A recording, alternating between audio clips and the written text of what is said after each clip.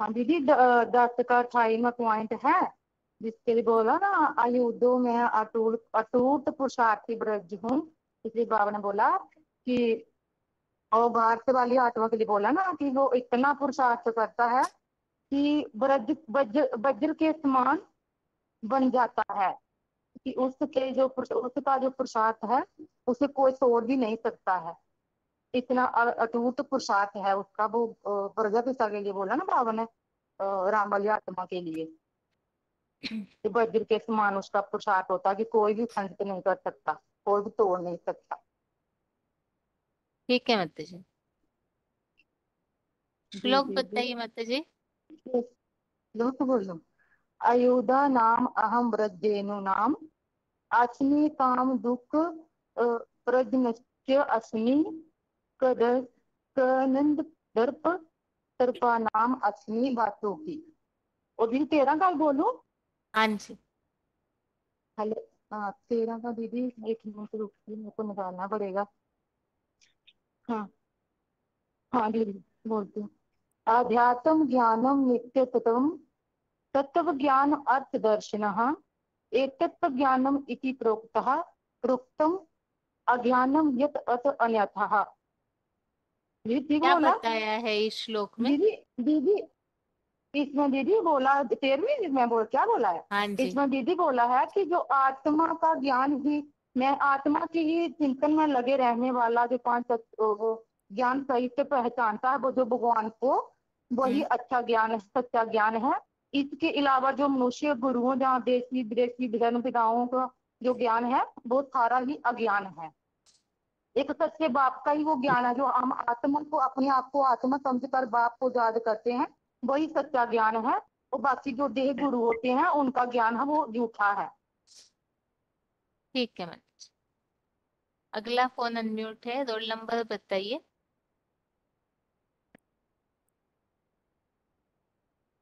Hello. हाँ जी। हाँ जी। Point बताना है। हाँ माता जी हेलो। बताइए। हाँ जी माता जी। हाँ जी हाँ। बच्चे दुनिया में कहते हैं बाप कौन, तो ज्ञान क्या है, बाप की पहचान अपने अपने तरीके से की है। बाप की पहचान निश्चित पत्र, सारा आईडी प्रूफ लिख दें, नाम, ये ये नाम है, ये स्थान है, तभी बाप की पहचान होती है। हेलो। किस लिए समझाता है पॉइंट माता जी? बाप की पहचान होगी श्लोक तभी में क्या बात आई है जिसके लिए पॉइंट हमने समझा था? नाम, नाम रूप देश काल के लिए। हम्म। नाम रूप देश काल की बात आई है। श्लोक पढ़िए माता जी, 13वें अध्याय का।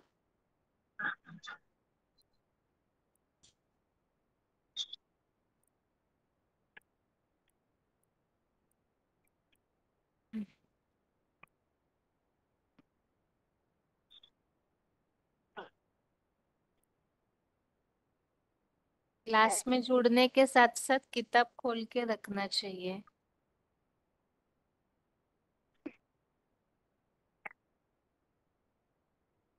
आगे और एक फोन अनम्यूट है, तब तक अगला पॉइंट बताइए।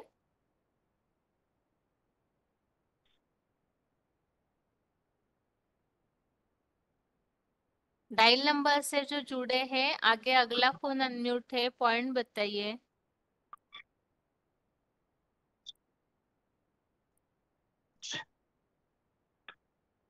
हेलो। हाँ जी, ओम रोल शांति। नंबर। 14487 बालेश्वर। हम्म। ये दो 13 अध्याय का 11। आध्यात्मिक चिंतन में सदा लगी लगी रहना है। भारत का अर्थ है, भा माने रोशनी, रोशनी, ज्ञान का रोशनी। रत माने लगा रहने वाला, ज्ञान के रोशनी लगा रहने वाला। संघ युग में तो ज्ञान की रोशनी लगना रहने वाला। सत्य युग में त्रेता युग कहेंगे नहीं, वो तो ज्ञान का होता नहीं। ज्ञान का सार ज्योतिर्बिंदु आत्मा तो होती है, आत्मा का ज्ञान होता है, सार का ज्ञान वही वही ज्ञान में बुद्धि में रहेगी। आत्मस्थिति में बुद्धि रहते और क्या चाहिए। बुद्धि सदा आत्मा लगा है, ज्ञान जरूरत नहीं है। सदैव देवता आत्मस्थिति में रहते, देवभान में कभी नहीं रहते। उनको प्रैक्टिकल ज्ञान है, प्रैक्टिकल ज्ञान है। आदिम स्थिति में रहते ज्ञान की, राम की आत्मा की सत्ययुग त्रेतायुग भी ज्ञान, कलयुग भी व्यास ही में शास्त्र का निर्माण करते हैं। द्वापर युग में भी शास्त्र में सच्चाई होते हैं। दूसरा कोई शास्त्र का क्लैरिफिकेशन करने वाला, व्याख्या करने वाला नहीं होता है। शास्त्र में सच्चाई है। दुनिया में हर चीज चार अवस्था में प्रसारित होते है। सत प्रधान, सत सामान्य, रज प्रधान, तम प्रधान। शास्त्र भी चार अवस्था प्रसारित होते। शास्त्र भी द्वापर आदि में देखने वाला व्यास कहा जाता है। बी माने विशेष रूप से, आशा माने बैठने वाला। जैसे बाप आते हैं, बच्चे को बैठ समझाते हैं। मूल्य में बच मूल्य में समझाते ना, बैठ बैठे बार बार बार बार क्यों आते हैं, क्योंकि ज्ञान का चिंतन मतन करने के लिए एकाग्र हो गए बैठना पड़ता है। द्वापर आदि में भक्ति मार्ग शूटिंग होती है। आत्मस्थिति नहीं रहते, राम वाले आत्मस्थिति रहने नहीं है। लेकिन आत्मस्थिति का प्रभाव फिर भी बना रहता है। जो संग में प्रैक्टिस करे हुए प्रैक्टिस का प्रभाव भी बना रहता है। वही आत्मा भेंट करके मन चिंतन करते हैं। शास्त्र की सच्चाई थी। ओम शांति। हेलो श्लोक हेलो। पढ़िए माता जी। हाँ माता जी, श्लोक पढ़िए। आध्यात्मिक का ज्ञान नित्य, ज्ञान न दर्शन एतन ज्ञान इति प्रकट अज्ञान एक मत अनाथ अनंत।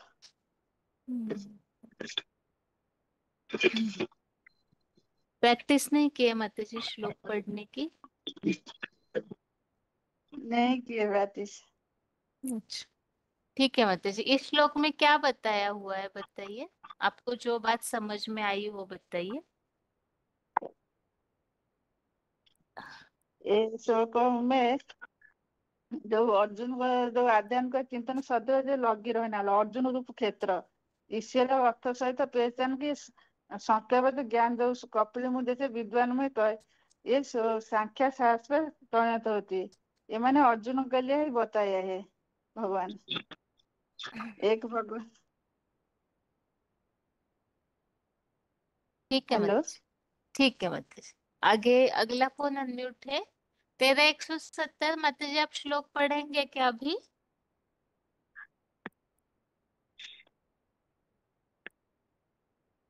आगे अगला फोन अनम्यूट है। ओम शांति। हाँ जी। 1783। हाँ जी।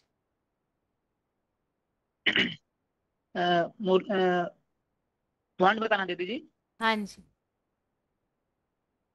हाँ, बाबा बोले कि जगत जगत पिता जो है शंकर है। शंकर का पाठ जो है से शंकर का पाठ जो है से उसका ही नाम शास्त्र में सांख्य सांख्य का प्रणेता बताया गया है। जो कलयुगी में उसका सांख्य का प्रणेता बताया गया है। जो उसका नाम भारत ही है, नारायण का हो, जो सदैव ज्ञान घर में ही रहता है। इस सृष्टि पर सबसे जास्ती श्रेष्ठ सबसे श्रेष्ठ ज्ञान सा कुछ भी नहीं है। जो गीता में आया है, ज्ञान जैसा पवित्र दुनिया में कुछ भी नहीं है। उसका नाम दिया है, देने वाला का नाम है शिव बाबा। शिव बाबा कहो, भारत कहो, नारायण कहो, सनातन सनातन का धर्म, सनातन धर्म भी सनातन धर्म का प्रणेता कहो तो लोग नहीं हाँ, तो धर्म पूरा इस सृष्टि पर जब पूरा लोप हो जाता है तो उसको भारत को जो भारत है वो ब्राह्मण नाम दिया है जो चोटी का ब्राह्मण कहा गया है, उसका कभी विनाश नहीं होता है, उसका कभी विनाश नहीं होता है। जो भारत में आज भी विराजमान, सारी दुनिया में उसको गाया जाता है कि वो चोटी कभी डूबती नहीं है।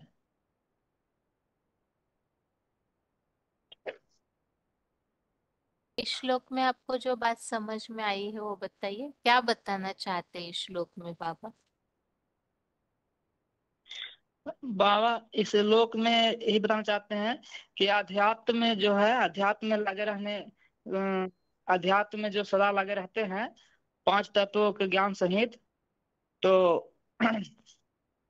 ये बाकी जो कपिल मुनि द्वारा जो बताया गया है, जो संगम युग में, तो वही जो है से ज्ञान है। बाकी जो भी साधु संत विद्वान आचार्य जो बताया हुआ सारा ज्ञान है। 13वें अध्याय में हम खास किन की पहचान समझ रहे हैं? 13वें अध्याय अध्याय में में किन के बारे में सारी बातें समझाई जा रही है? सारी बातें अर्जुन के बारे में बताया जा रहा है, जो अव्वल नंबर जो अर्जुन है। तो अध्यात्म चिंतन में लगे रहने वाला, ये बात किसके लिए बताई है?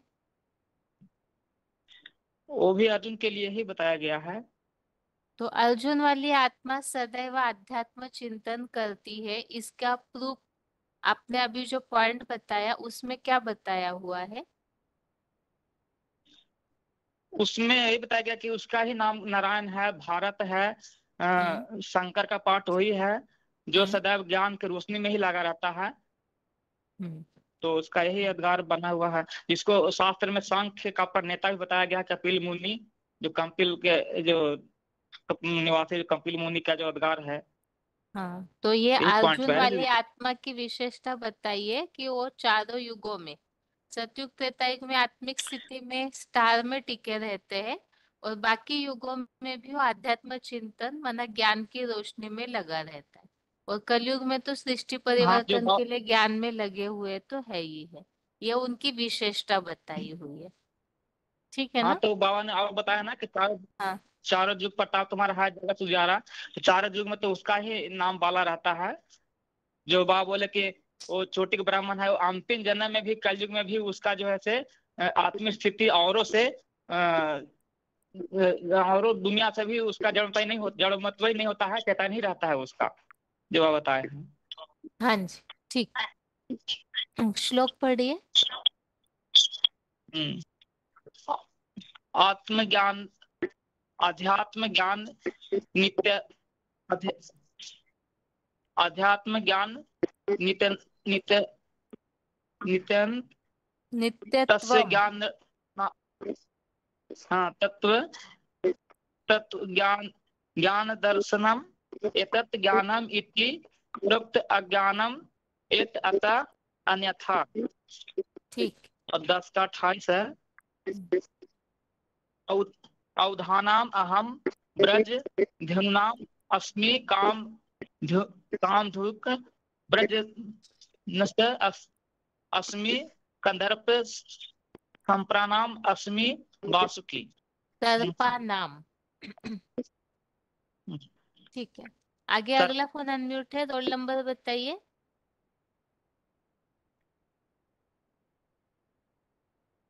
आगे हेलो, अगला फोन ओम अनम्यूट है। शांति जी। हाँ जी। हेलो, हाँ जी ओम माता जी। शांति जी। ओम शांति। आज का श्लोक सुनाओ दीदी, या पॉइंट? रोल नंबर बताइए पहले। 29,030, करावल नगर, मधुबन। पॉइंट लिखा है तो पॉइंट बताइए। ठीक है दीदी, पॉइंट्स बताती हूँ आपको। हाँ, चलो क्या। हाँ, बाबा ने बताया कल। यही है।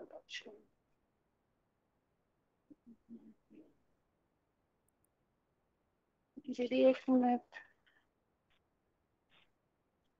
कल, हाँ दीदी, कल का पॉइंट है, कल बाबा ने बताया था तो 5 तत्वों के ईश्वरीय ज्ञान के संचित में पहचान। गीता में भी दिया है क्षेत्र और क्षेत्रज्ञ का ज्ञान जिस रूप में जिस रूप बाप प्रवेश करते हैं, मैं जैसा हूँ, जो भी हूँ, मैं जो भी कार्य करता हूँ, उसी बुद्धि से सुनना है और समझना है। पहले सब्जेक्ट ज्ञान है, ज्ञान के पहले ही पहला सब्जेक्ट ज्ञान है और ज्ञान के बाद योग है। बाप कहते हैं पहचान, अगर ज्ञान की पहचान अच्छे इस मुकर्रर रूप को अच्छे से पहचान लेंगे तो ज्ञान भी बुद्धि में अच्छे से बैठ जाएगा। और दूसरा प्रश्न है आत्म में चिंतन के लिए पॉइंट, जो हमेशा भाव माने जो ज्ञान की रोशनी में लगा रहने वाला, जो सदा ज्ञान की रोशनी में लगा रहता है। तो जो हमेशा मनन चिंतन में लगा रहता है, वो ज्ञान के द्वारा सबसे पहले गीता ज्ञान मिला। जैसे 4 श्रेष्ठ पहले जन्म व्यास पुराणों में भी तो मुख्य पुराण महाभारत, भागवत पुराण व्यास ने लिखी हुई है, जिसमें लिया हुआ है खुद राम ने भी, जो अपनी खुद वो बात बोलते हैं, जो राम है वो खुद अपनी महिमा करते हैं। तो जो भी अपना शास्त्र लिखते हैं वो अपनी महिमा खुद लिखते हैं, ऐसा नहीं है। ये दीदी थोड़ा थोड़ा ही पॉइंट लिख पाई थी। ठीक है, आप हेलो, श्लोक के पॉइंट तो सुने होंगे ही, आपको क्या समझ में आया ये बताइए इस श्लोक में। इस श्लोक में दीदी इसमें ये समझ आया कि जो आत्म जो मुकर्रर रथ है वो हमेशा आत्मचिंतन में लगे रहते हैं। वो कब मतलब उनका जो रूप है वो सदैव आत्मचिंतन में लगा। और इसमें ये भी समझ में आया कि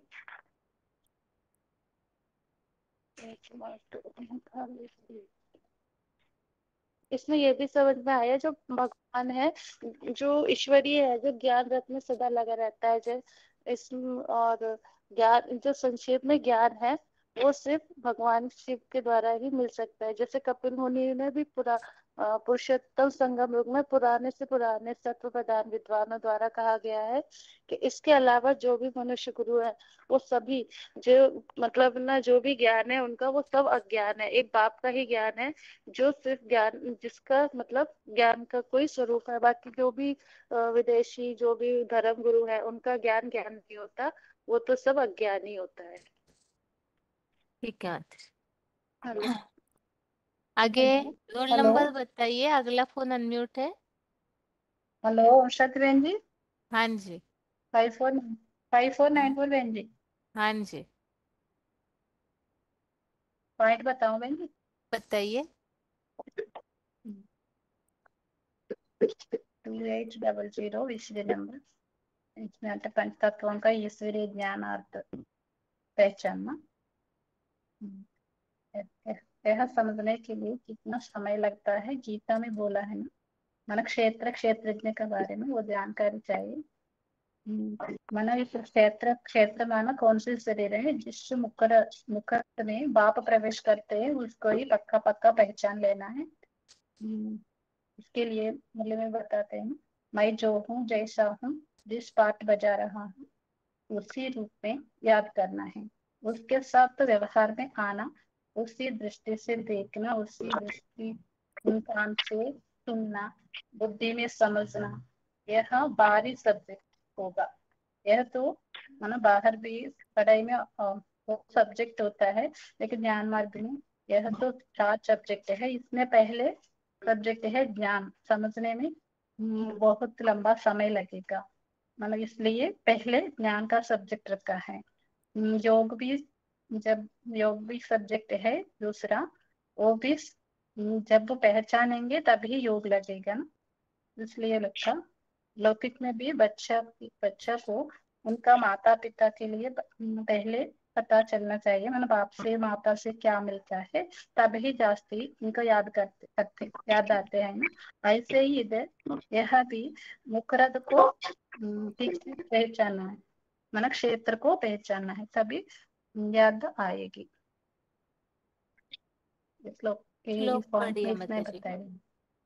श्लोक पढ़िए। ठीक,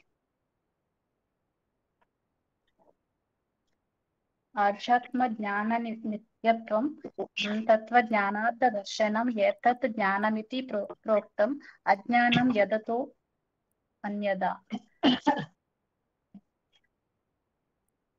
ये भी बताऊं इंग्लिश? बताइए। यदा यदा नदीनां यदा नदीनां बहवो 10वें अध्याय में, ओम्बुवेगाः। ये हाँ 10वें अध्याय का 28 श्लोक है।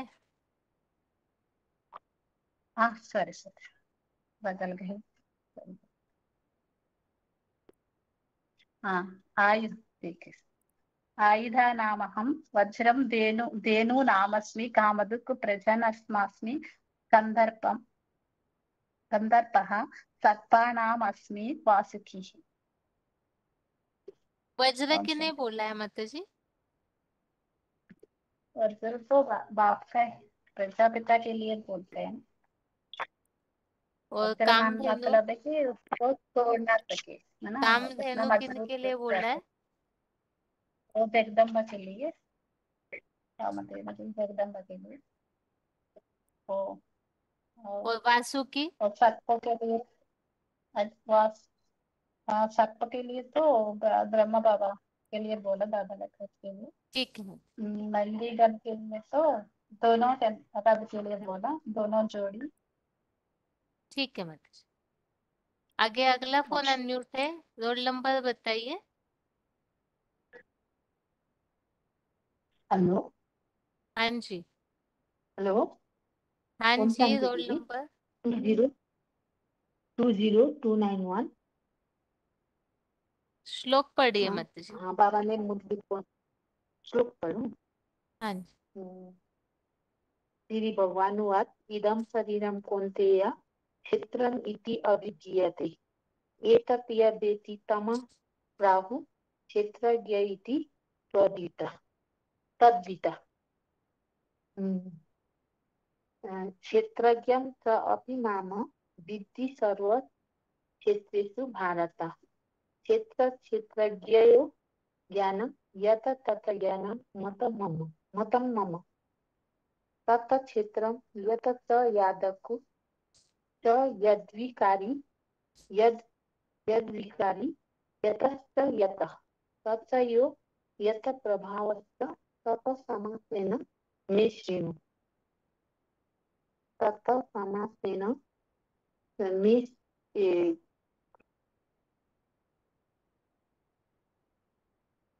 ऋषिभिः बहुधा गीतं छन्दोभिः विविधैः पृथक् ब्रह्मसूत्रपदश्च एव हेतु मद्भिः विनिश्चितैः। मां भूतानि अहंकारो बुद्धि अव्यक्तम् एव च इन्द्रियाणि दश एकं च पश्च च इन्द्रियोगश्चरः इच्छा द्वेष सुखं दुःखं संगात् चेतना धृति। एतत् क्षेत्रं समासेन सविकारम् उदाहृतम् अमानित्यं नित्यम्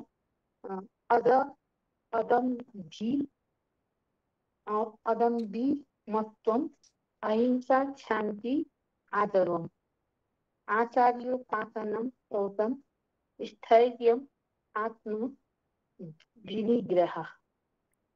इन्द्रियार्थेषु वैराग्यम् अनहंकार एव च जन्म मृत्यु जरा व्याधिषु दुःख दोष नु दर्शनम् आसक्ति अन भविष्यंग पुत्र दार गृह आदिषु नित्यं च समचित्तत्वम्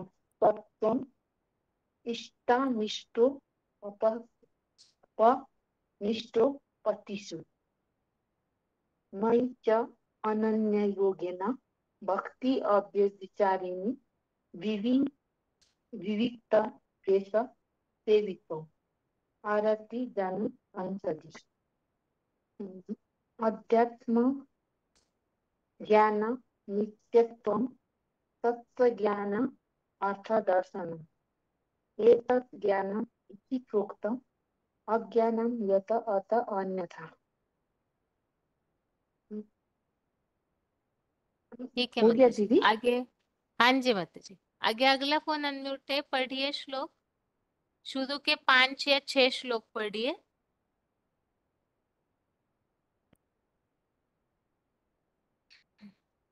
आगे अगला फोन अनम्यूट किया है, माता जी पढ़िए श्लोक। Hello 29 hello. एक मिनट।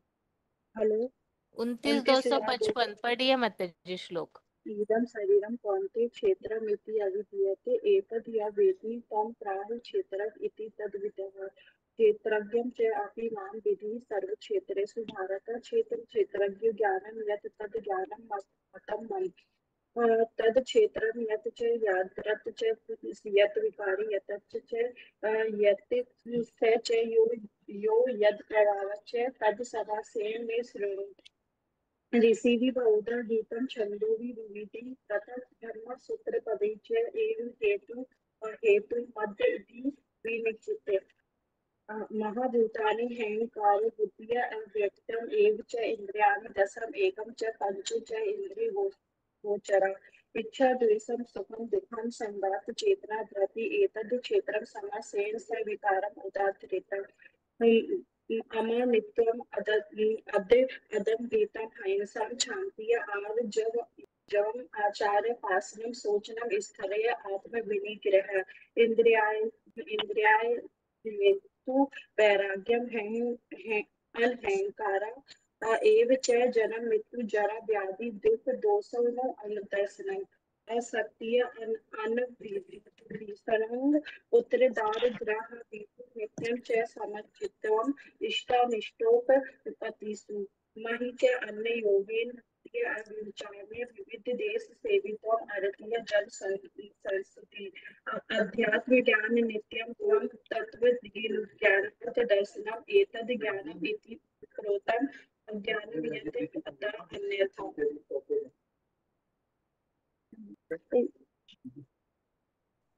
हेलो हेलो अभी तक के श्लोकों में आपको जो भी समझ में आया उसमें से कोई भी एक दो बातें बताइए। इस अध्याय में क्या समझाया जा रहा है? हाँ दीदी, इसमें ये बताया है कि जो क्षेत्र यानी कि अर्जुन और जो क्षेत्रज्ञ है जो सिख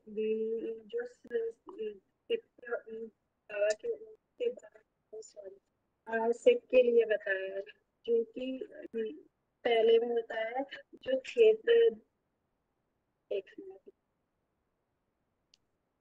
पहले पहले इस श्लोक में बताया जो साकार और निराकार को जानने वाला है वही सच्चा ज्ञान बताया है। जो कि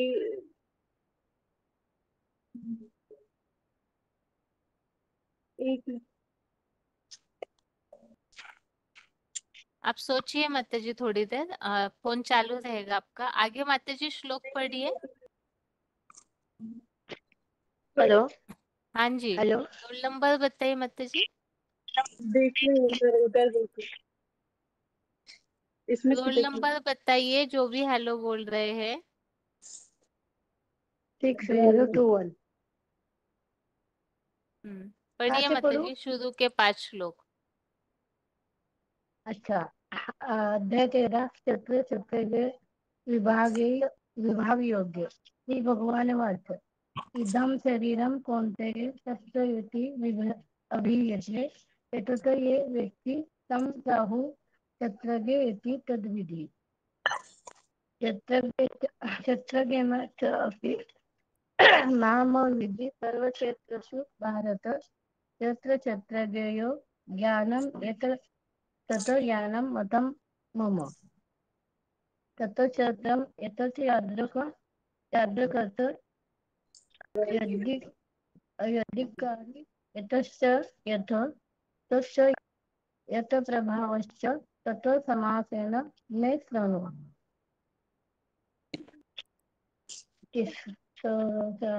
ऋषि बहुधा गीतं छन्दोऽपि विविधो पृथक् ब्रह्मसूत्रपदेश्च एव हेतुमद्भिः विनश्यते।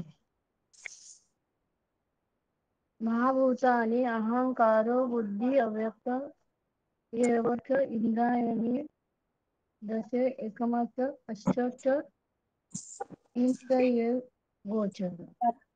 इच्छा द्वेष दुःखं संघात चेतना धृति एतत् क्षत्रं समासेन सविकारम् उदाहरतम् ठीक है माता जी। अमानित्वम् अद्भिन्नम् अहिंसा शांति अर्घ्यम आचार्य कौशलम शौचम शरीरे आत्मनिग्रह। ठीक है माता जी। आप बताइए 29,255 सोच लिए क्या माता जी?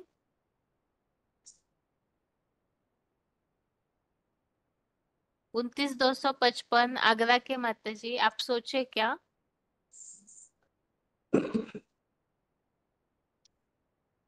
आगे बताइए जिनका फोन अनम्यूट है। उषा माता जिनका नाम लिखा हुआ है, अपना रोल नंबर बताइए माता जी। हाँ 3325 कहाँ से बात कर रहे हैं? जलगांव मधुबन पढ़िए महाराष्ट्र। माता जी श्लोक। 13वां अध्याय क्षेत्र क्षेत्रज्ञ विभाग योग। श्री भगवान उवाच इदं शरीरं कौन्तेय क्षेत्र इति अभिधीयते एतत् यः वेत्ति तं प्राहुः क्षेत्रज्ञ इति तद्विदः। दूसरा है क्षेत्रज्ञ ज्ञं च अपि मां विद्धि सर्वक्षेत्रेषु भारत। क्षेत्र क्षेत्रज्ञयोः ज्ञान यत यत ज्ञानमतं मम। तीसरा श्लोक तत क्षेत्रम यत च यादृक च यद्विकारी यतच यत स च यो यत्प्रभावश्च तत समासेन मे शृणु। चौथा श्लोक तन समासेन में शृणु। वह सब संक्षेप में मुझ ऋषिभिः बहुधा गीतम छंदोभिः विविधैः पृथक् ब्रह्मसूत्र पदैश्च एव हेतुमद्भिः विनिश्चितैः।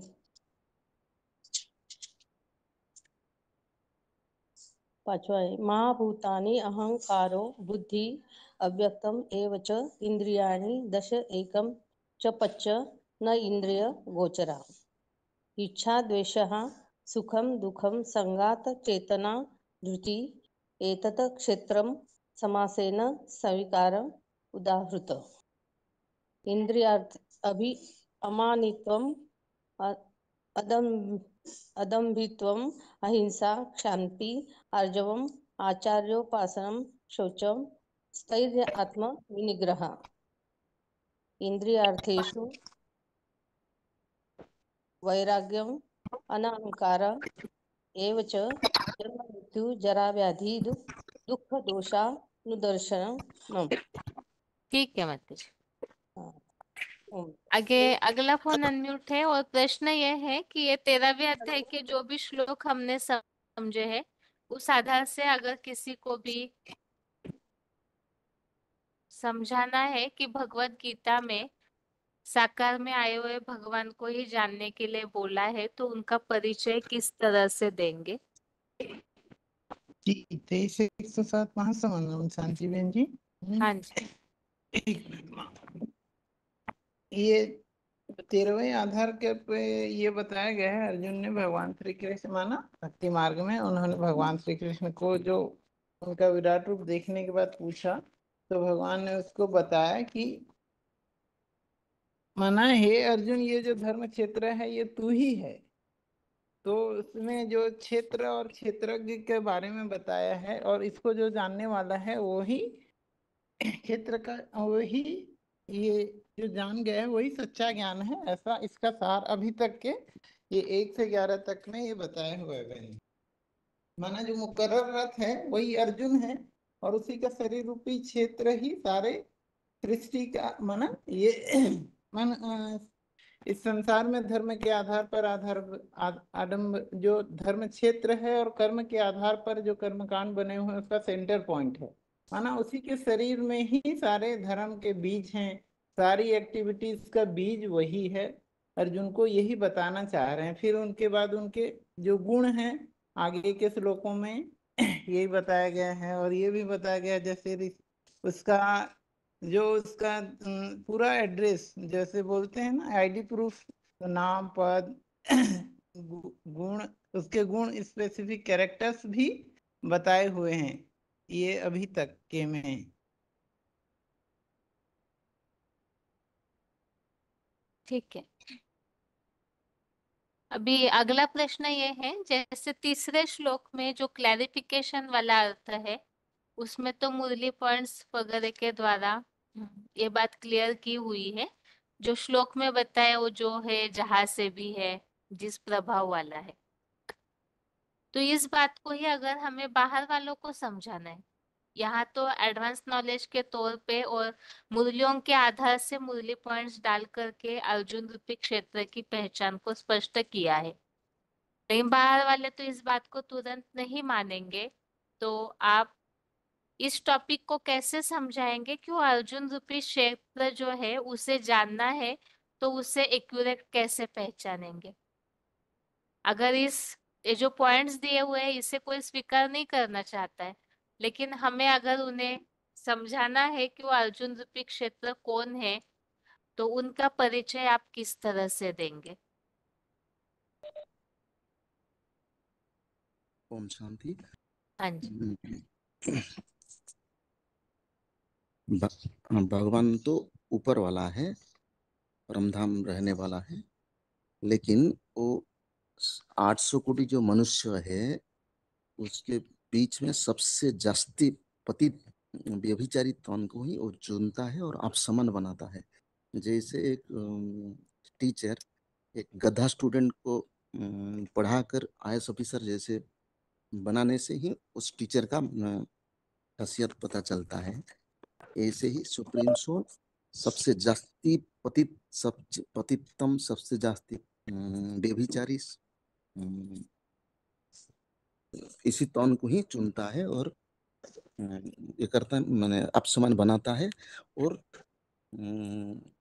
मनुष्य से माने परीक्षा लेता है जो कौन इसी तन को पहचान पा रहे हैं। ज्ञान के आधार से कौन पहचान पा रहे हैं, वही परीक्षा भगवान करता है।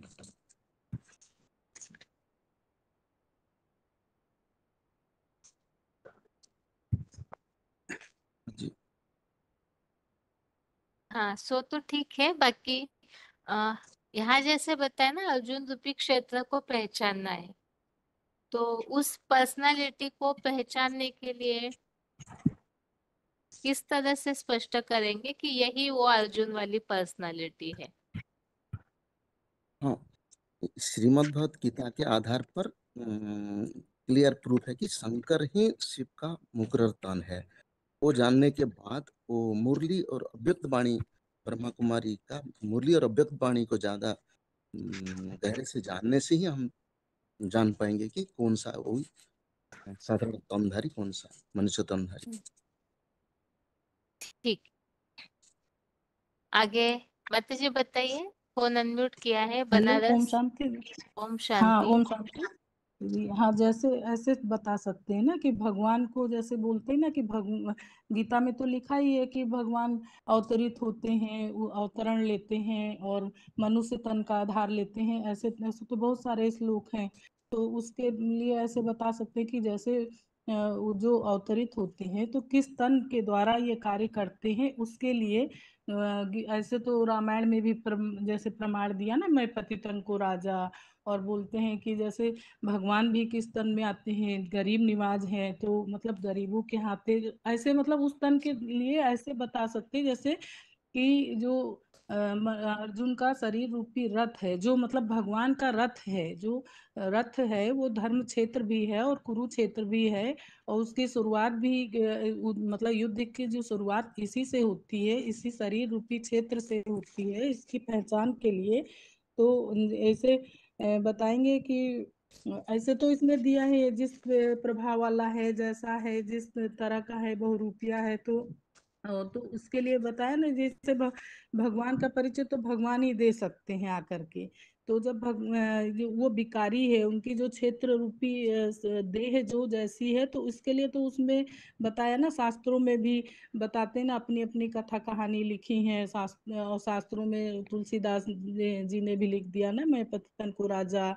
तो ऐसे मतलब कई ऐसे प्रमाण है। पहले इसको दीदी अभी तो हम जैसे पूरा वो बना के नहीं बता पा रहे हैं, लेकिन ये ऐसे बता सकते हैं, जैसे हिसाब किताब चुकतू करने वाला वो व्यक्तित्व है, वो ही मतलब पहला व्यक्तित्व है जिसके लिए गायन यही है, जो एको सद्विप्रा बहुधा वदंती, मतलब चारों युग प्रताप तुम्हारा है प्रसिद्ध जगत उजियारा। ऐसे ऐसे उदाहरण दे करके ये उनको बता सकते, समझा सकते हैं कि एक ही का वर्णन है आरतियों में, और जिसमें भजन में, और जो मतलब वही एक है जो सृष्टि का बीज है, पूरे मनुष्य सृष्टि का वही एक बीज है।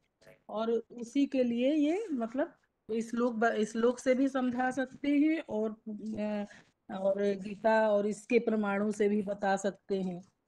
और जो मतलब बताए नहीं कि बताते हैं जैसे आध्यात्म चिंतन में वही एक व्यक्तित्व है जो हमेशा अध्यात्म में लगा रहता है, उसमें ही आत्मिक शक्ति ज्यादा रहती है। कि जब सब सारी दुनिया भिखारी हो जाती है, सारी दुनिया तो देह भान में आ जाती है, लेकिन फिर भी वही एक व्यक्तित्व है जिसमें आत्मचिंतन मतलब थोड़ी भी आत्मा की रोशनी बची रहती है, जिसको बोलते ब्राह्मण चोटी पकड़ के भगवान, मतलब भगवान आते हैं ना, शिव पिता आते हैं, तो किसको निकालते हैं, पहले उस ब्राह्मण चोटी को ही खींच के निकालते हैं। और पर्वत राज के लिए बता सकते हैं, जो सबसे बड़ा हिमालय चोटी के लिए वो है। ये सब इतने सारे उदाहरण लेकर के उनको बता सकते हैं। और जैसे वो भी बताते ना, तो ज्ञान की रोशनी में तो वो सदा ही लगा रहता है।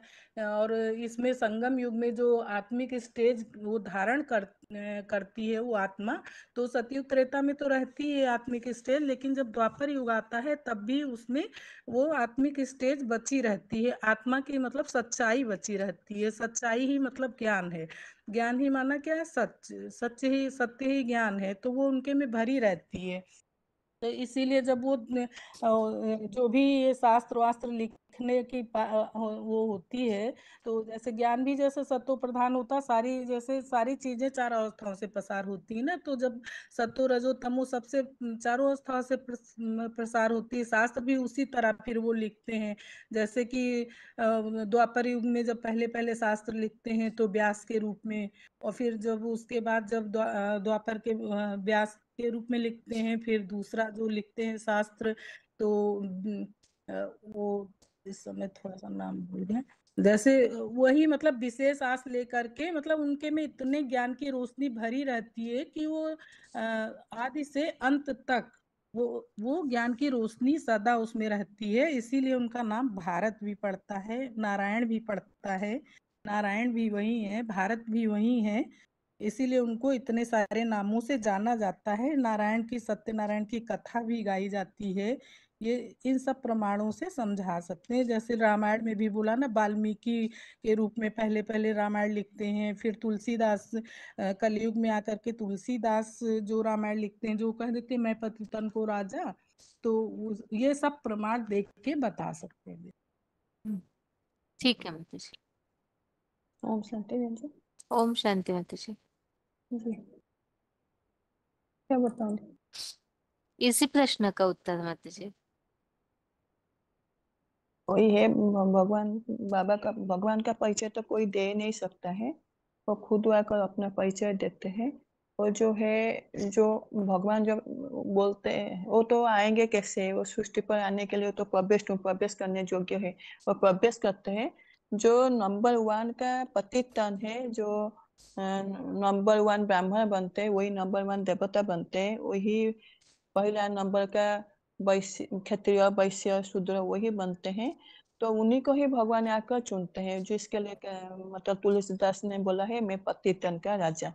मतलब वही कलियुग के अंत में जब पूरा नंबर 1 पतित बन जाते हैं, भगवान आकर उनको ही चुनते हैं। तो नंबर 1 पतित को नंबर 1 पावन बनाते हैं। तो वही मतलब उन्हीं की कहानी शास्त्रों में लिखे है। मतलब वही है, सबसे ज्यादा लचीलापन है उनका ही, मोल्डिंग पावर वाले देह होते हैं। और सबसे ज्यादा मतलब वो लचलापन वाला होता है। तो वो जिस गांव में आता है उनका नाम, गांव, देश, काल सबका बताया है, मूल्य मतलब कैसे मूल्य में बताया है।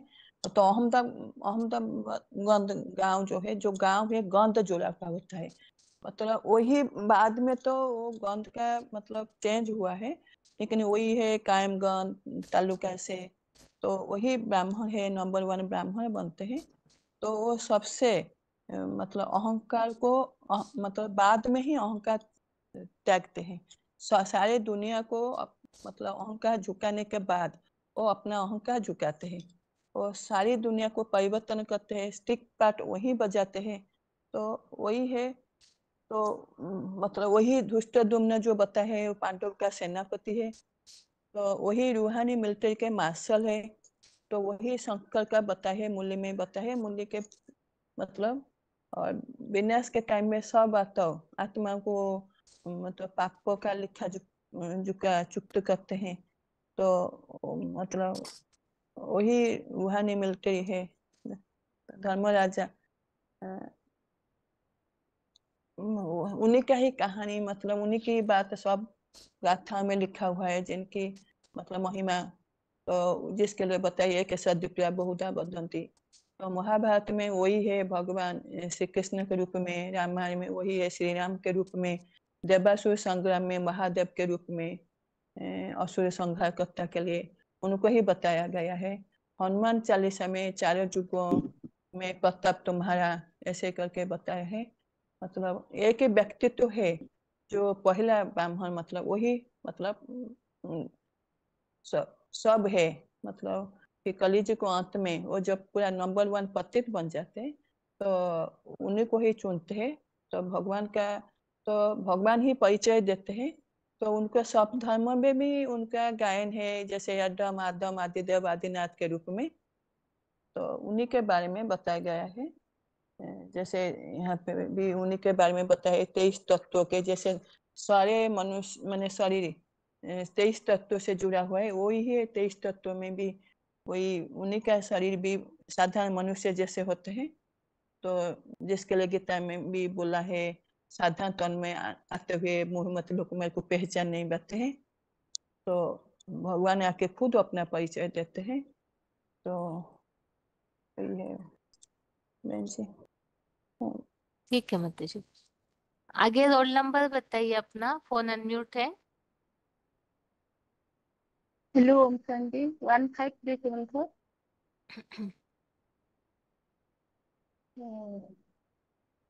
माता तो जी हम बताए हैं जो 10वें मुकर अध्याय रखा का है मुखधर। पढ़िए, बताइए बताइए हेलो, माता जी। हाँ जी बताइए माता जो जी। मुकर रथधारी है वो मनुष्य सृष्टि क्षेत्र है, और वही भी पति पति शरीर है। कलयुग अंत में पति शरीर में आकर पावन बनाते हैं। और वही हर धर्म वाला जिसको मानते हैं आदम एदम आदि देव आदिनाथ के ऊपर है, वही है। और जो मुसलमान लोगों भी खूब कहते हैं ना, आदम को खुदा मत समझो, खुदा अनुसार आदम खुदा नहीं, वही आत्मा है जो मनुष्य सृष्टि भेजी। और जो भी अच्छे है ना, फरुखाबाद को विश्व का मालिक को मानते हैं, और गंदी गंदी गाँव में आते हैं। और वही स्वतंत्र तो निराकर वही शंकर वाली आत्मा में शरीर में प्रवेश करके अपना परिचय देते हैं। जो बाप समान जो कहते हैं ना, घर में परिवार में बड़ा बड़ा बेटा बाप समान बनते हैं। वही मनुष्य सृष्टि का भी जो बड़ा बच्चा है, जो जाहको विश्व जिसको बाप को विश्व का फरुखाबाद को विश्व मालिक जो मानते हैं, जो कायम काया जिला में आते हैं कंपिल गांव में, वो जो जहाँ खाना के लिए भी रोटी नहीं मिलता है, वही आत्मा है। और जो जो आत्मा जो अहमदाबाद अर्थात जो सारी संसार अपने अहंकारों को देने के बाद वो अपने अहंकारों को देते हैं, वही आत्मा है। और जो जिसको शंकर वाली आत्मा कहते हैं। और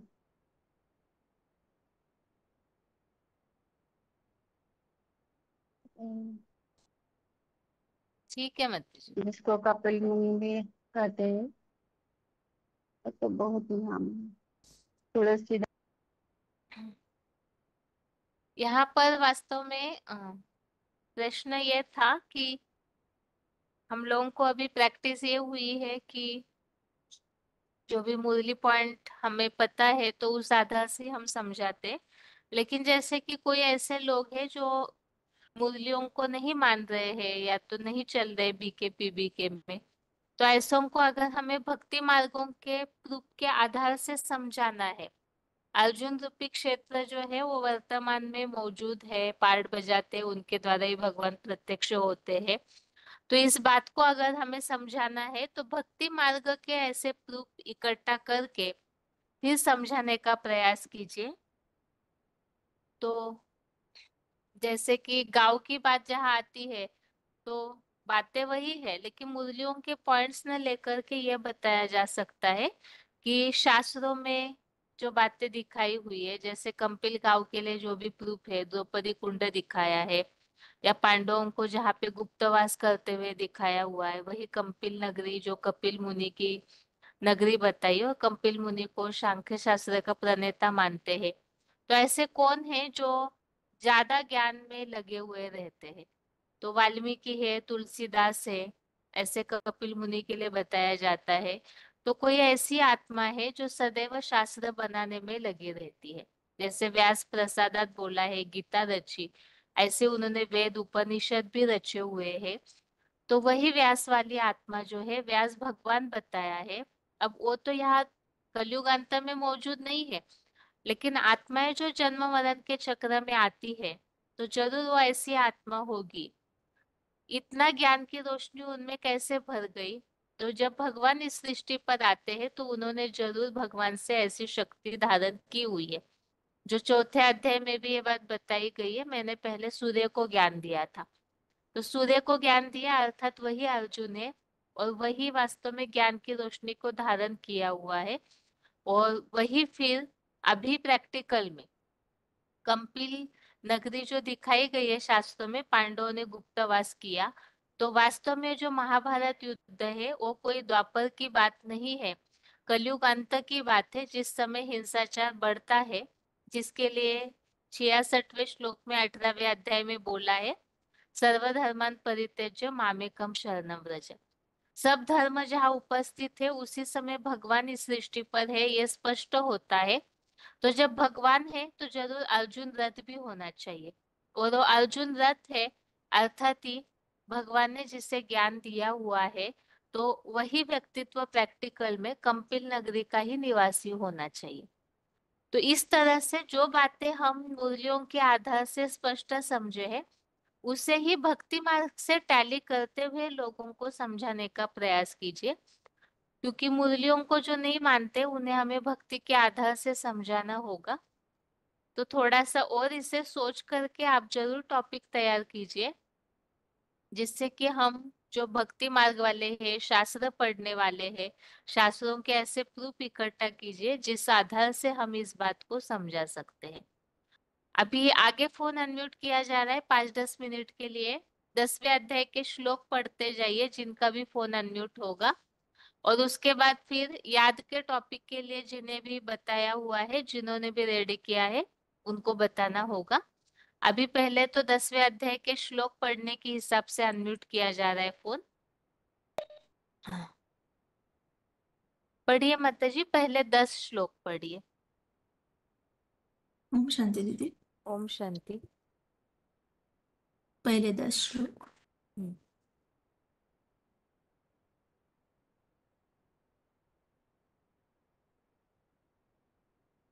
पहला श्लोक। श्री भगवान उवाच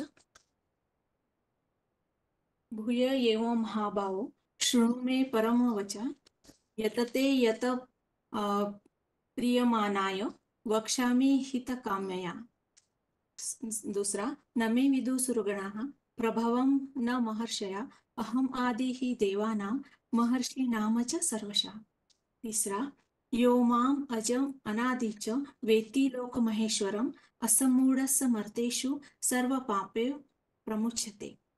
चौथा, बुद्धि ज्ञानम असमोह क्षमा सत्यम दमम शमम सुखम दुखम भवम अभावम भवम च अभयम येम च। 5, अहिंसा समता तुष्टि तपः दानम यश अयशः भवन्ति भावा भूतानां मन्त एव पृथग् द्विधा। मत्त एव, मंत नहीं, मत्त एव पृथक विधा। मत्त एव पृथग् विधा। महर्षयः सप्त पूर्वे चत्वारो मनवः तथा मद्भावा मानसा जाता येषां लोके इमां प्रजः। 7, एतां विभूतिं योगमज्ज मम यो वेत्ति तत्त्वतः सः अविकम्पेन योगेन युञ्जते य अत्र संशयः। 8, अहम सर्वस्य प्रभवो मत्तः सर्व प्रवर्तते इति मत्वा भजन्ते मां बुधा भाव समन्वितः। 9, मच्चिता मद प्राणा बोधयन्तः परस्परं यथन्तश्च मां नित्यं कथयन्तश्च मां नित्यं तुष्यन्ति च रमन्ति च। 10, तेषां सततयुक्तानां भजन्तां प्रीतिपूर्वकं ददामि बुद्धियोगं तं येन माम् उपयान्ति ते। अतः ये श्लोकों के अर्थ पढ़े आपने? नहीं, एक बार पढ़े थे, ज्यादा नहीं। अच्छा ठीक है। इन 10 श्लोकों में से जो भी बात आपको याद है, ऐसे कोई भी एक बात बताइए कि इन श्लोकों में खास क्या समझाया जा रहा है।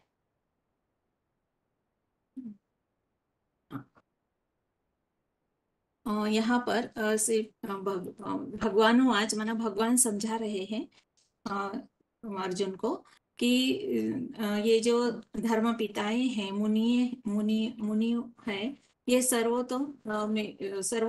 तू मेरी वाणी से सुन, क्योंकि मैं तो जो सुनाऊंगा वो तेरी कामना, तेरी अच्छाई के लिए ही सुनाऊंगा। और मैं जो ये मेरा जो दिव्य प्रवेश है वो ये देवगण महर्षियों में, देवताओं में और ये सब में आदिकालीन आदिश्वर मैं ही हूँ। ठीक है, क्योंकि आप पढ़ के रखिएगा अर्थ, ताकि साथ में बता सके। ठीक है ना? ठीक है। आगे बताइए माताजी, श्लोक अगला 11वें श्लोक से। 11वें श्लोक से तेषाम् एव अनुकम्पार्थ अहम् अजनं तमो नश्यामि आत्मभावस्थो ज्ञानदीपेन भास्वता। अर्जुन उवाच परम ब्रह्म परम धाम पवित्रं परमं भवान् पुरुषं शाश्वतं दिव्यम् आदिदेवम् अजं विभु आहूतं ऋषयः सर्वे देवर्षि नारद तथा असितो देवलो व्यासो स्वयं चैव प्रविशिमे। सर्वम् एतत् ऋतं मन्ये यत् मां वदसि केशव न हि ते भगवन् व्यक्तिं विदुः देवान् दानवः। स्वयमेव आत्मा आत्मानं वेत्तं पुरुषोत्तमं भूतभावं भूतेषु देवदेव जगत्पते। वक्तुम् अशेषेण दिव्या हि आत्मविभूतय याभिः विभूतिभिः लोकान् इमां तं व्यक्त्वा तिष्ठसि। कथं विद्या अहं योगिन् तां सदा परिचिन्तयन् केषु च भवेषु चिन्तयसि भगवन् मया विस्तरेण आत्मयोगं विभूतिं च जनार्दन भूय कथय तृप्तिः हि सिन्वतो न असि मे अमृतम्। ठीक है माताजी। माताजी, आपके लिए प्रश्न ये है, इस सृष्टि से अज्ञान का अंधकार कैसे नष्ट हो सकता है? वो 10 का 11 में है, हम्म ज्ञान दीपक द्वारा ही अज्ञान का अंधकार नष्ट हो जाता है, इसलिए बोला है रीते ज्ञानानंद मुक्ति। और साकार जो रथ है वही परम धाम है, इसके लिए कौन सा श्लोक है? 12 श्लोक है, ठीक है 10 माता जी, 12। ठीक है माता। आगे पढ़िए माता जी। कौन सा श्लोक जो पढ़े थे? 19 श्लोक से पढ़िए। श्री भगवान वाचा हंता ते कथा इत्ताशामि दिव्या हि आत्मा विभूतया प्रधानता गुरुश्रेष्ठ न अस्मि न अस्ति अन्तः विस्तारस्य मे अहं महात्मा गुडाकेश सर्वभूता सया स्थितः अहम् आदिश्च अद्यं च भूतानाम् अन्तः एव च आदित्यानाम् अहं विष्णु ज्योतिषां रवि आसुमान् मरीचि मारुतामस्मि नक्षत्राणाम् अहं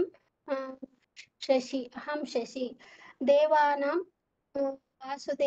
वासुदेवास्मि देवानाम् अस्मि वासवः इन्द्रियाणां मनश्च अस्मि भूतानाम् अस्मि चेतना इन्द्रियाणाम् अहङ्कारश्च अस्मि वेतेषु यक्षराक्षसां वासूनां पावकश्च अस्मि मेरुः शिखराणाम् अहम्। माता जी विभूति मतलब क्या? विभूति मना वो तो सब विभूति भगवान आकर सबको विभूतियों को चुनता है, विभूति का हरता है। सही नहीं है उत्तर, आधा सही है। विभूति शब्द का अर्थ क्या है? भगवान चुनते हैं ठीक है, लेकिन उन्हें ही क्यों चुनते हैं? उनमें क्या खासियत रहती है? मना विशेष विभूति में विशेषता रहता है, इसीलिए भगवान आकर के चुनता है। क्या विशेषता? और उसमें ज्ञान का विशेषता रहता है। यहाँ संगम युग में विशेष रूप से वो आत्माएं जन्म लेती है, प्रत्यक्ष होती है, अर्थात भगवान से योग की ऊर्जा को अपने में इतना भर लेते हैं, जिस आधार से उनको विभूति बोला है। ठीक है ना? हाँ ठीक है दीदी। आगे रोल नंबर बताइए। 29,669। पढ़िए माता जी, 19वें श्लोक से ही पढ़िए। श्री भगवान वाच हंस ते तथाइति सृष्टि दिव्या ही आत्मा भूतन्य प्राधान्यतः कुरुश्रेष्ठ न अस्तित् अंत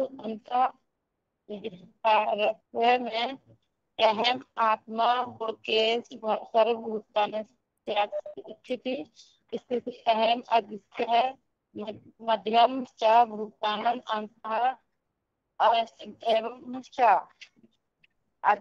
आदित्यानाम् अहम विष्णुः ज्योतिम् रविः आत्मान मरीच मरुतम असीम नक्षत्र अहम शक्ति वेदानम समवेद असीम देवमं असीम वासम इंद्रायम मनस्य असीम भूतानम असीम चैतन्य ठीक है माता रुद्राणम जी, चंद्रकर। ठीक है माता जी। आगे पढ़िए 16,488 भैरवाक्य माता जी। कौन सा नंबर श्लोक नंबर कौन? 19वें श्लोक से ही। 19 से। श्री भगवान वाच अंतते कथयिष्यामि दिव्या हि आत्मभूत विभूतय प्रधान्यत कुरुश्रेष्ठ न अस्ति अंत विश्वरस्य मे अहम आत्मा गुडाकेश सर्वभूतात स यस्थित अहम आदिश्च मध्यश्च भूतानाम अंत एव च आदित्यानाम अहम विष्णु ज्योतिषाम रवि अंशुमान मरीचि मरुतामस्मि नक्षत्राणाम अहम शशि वेदानां साम वेद अस्मि देवानाम अस्मि वासव इंद्रियाणाम मनश्चास्मि भूतानाम अस्मि चेतना रुद्राणाम शंकरश्च अस्मि वितेषु यच्छेरच्छासां वासुनां वापकश्च अस्मि मेरु शिखरिणाहं पुरोधसां स मुख्यं मां विद्धि पार्थ बृहस्पति सेनानीनाम् अहं स्कंद सरसाम् अस्मि सागर महर्षिणां मृगु अहं गिरा अस्मि एकम् अक्षरम् यज्ञानां जपयज्ञ अस्मि सोथावरणां हिमालय अस्वस्थ सर्ववृक्षाणां देवार्षिणां च नारद गंधर्वाणां चित्ररथ सिद्धानां कपिलो मुनि उच्चैश्रवस अश्वानां विद्धिमाम् अमृतोद्भवम् ऐरावतं गजेन्द्राणां नारायणां च नराधिपम् हेलो आयुधानां हेलो बहन जी। आयुधाम अहम वज्रम धेनूनाम अस्मि कामधुक पर्जनश्च अस्मि कंदर्प सर्पाणाम अस्मि वासुकी। ठीक है माता जी। हेलो 1 मिनट रुकिए भुवनेश्वर के माता जी। ठीक है। माता जी भैरवा के माता जी आप बताइए, यहाँ जो बताया सिद्धा नाम कपिलो मुनि, इसका अर्थ क्या है? सिद्धानाम कपिलो मुनि, कपिल मुनि सिद्धानाम कपिलो मुनि, कपिल मुनि के जैसा सिद्ध करने वाला कौन सी माता?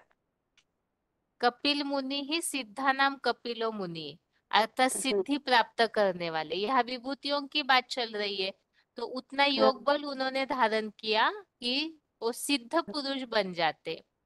बाबा ने बोला जब इंद्रियों में कंट्रोलिंग पावर आ जाती है, संकल्पों में वाचा में कंट्रोलिंग पावर आ जाती है, तो सिद्ध पुरुष बन जाते हैं।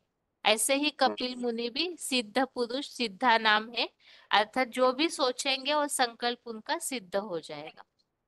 ठीक है, आगे माता जी पढ़िए 23-214 24वें श्लोक से पढ़िए माता जी। कहाँ से बहन जी, कहाँ से?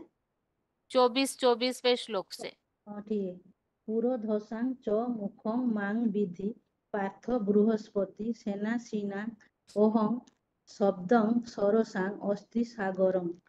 तापर महर्षिणां भृगु अहं गिरां अस्ति एकं अक्षरं यज्ञानां जप यज्ञं अस्ति स्थावराणां हिमालय अस्वस्थं सर्ववृक्षाणां देवर्षीणां च नारद गंधर्वाणां चित्ररथं सिद्धानां कपिलो मुनि उच्चे श्रवसं अश्वानां विद्धि मां अमृते दैवं ऐरावतं गजेन्द्राणां नराणां च नरधिपम्।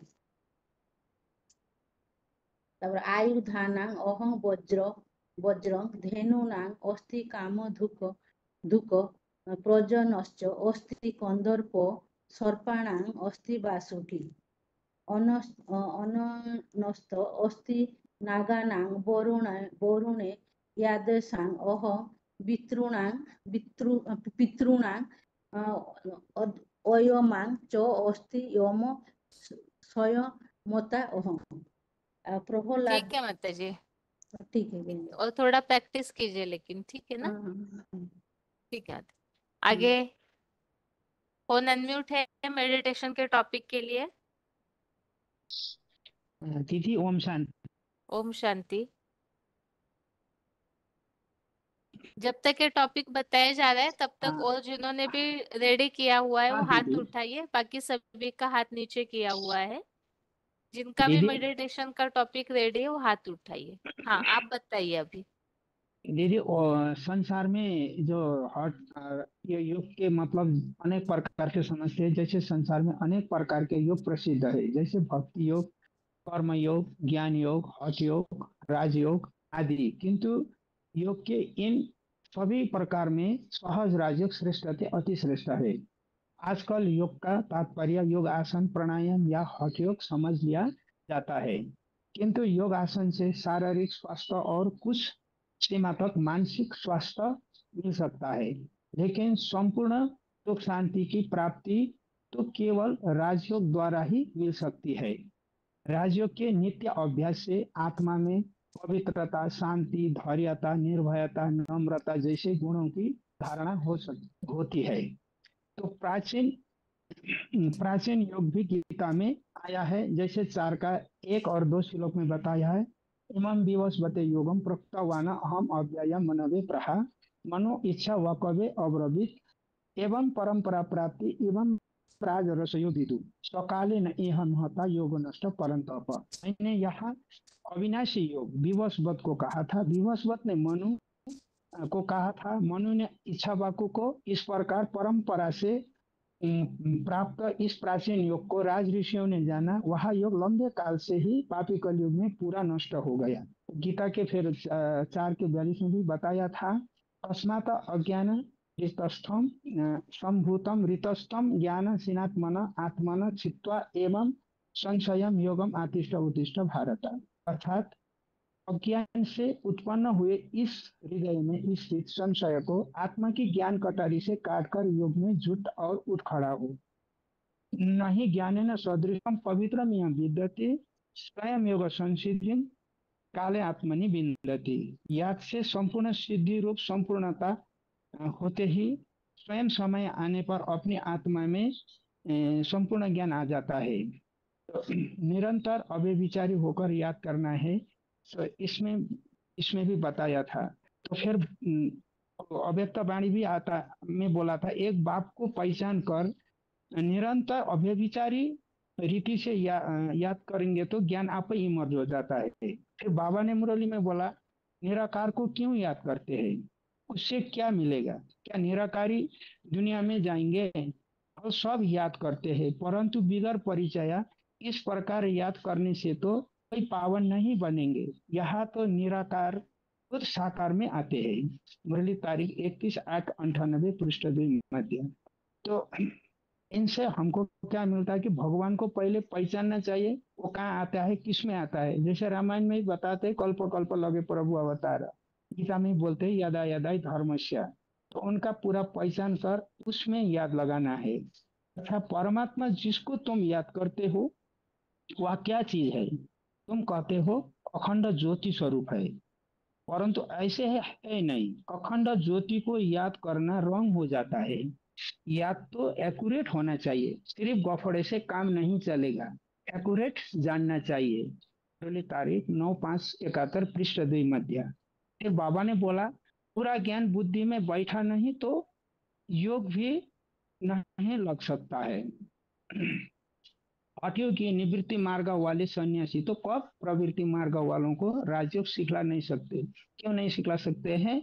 उनके लिए बाबा बोलते हैं, सन्यासी तो अपना घर बार छोड़ के चले जाते हैं, फिर जंगल में जाकर फिर मन से याद करते हैं। तो ऐसा नहीं है। बाबा कहते हैं, बाप को ऐसे याद करो जैसे कन्या की सगाई हो जाती है, याद बिल्कुल जैसे छप जाती है। बच्चे पैदा हुआ और याद छप जाती है। मुरली तारीख 18/6/67 पृष्ठ 1 अंत।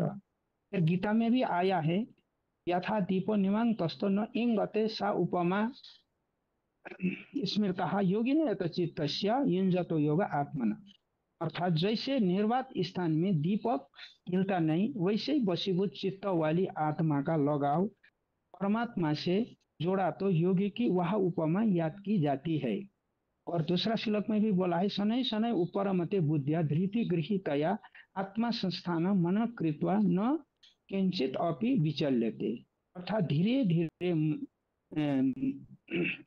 मन से धैर्य वाली बुद्धि द्वारा पूरा उपरम हो जाए। मन बुद्धि बल को चैतन्य आत्मा बिंदु में पूरा स्थिर करके कुछ भी चिंतन न करे।